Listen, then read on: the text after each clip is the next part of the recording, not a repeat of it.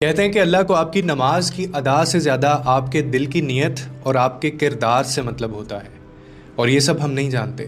تباہی ہے اس نمازی کے لیے جو سجدے میں تو جھکتا ہے مگر اس کا رویہ انسانوں کے ساتھ ظالمانہ ہوتا ہے، جو نماز صرف لوگوں کو دکھانے کے لیے پڑھتا ہے لیکن روزمرہ کے معاملات میں جھوٹ بولتا ہے، دھوکہ دیتا ہے، انصاف نہیں کرتا، زبان سے زہر اگلتا ہے۔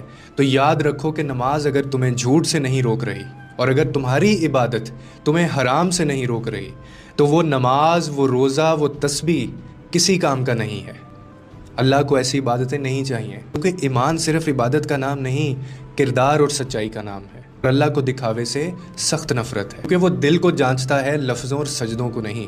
اور بعض لوگ ریاکاری میں اتنے آگے نکل جاتے ہیں کہ دنیا کے سامنے ولی بنے پھرتے ہیں اور بند کمرے میں بدترین ظلم کرتے ہیں۔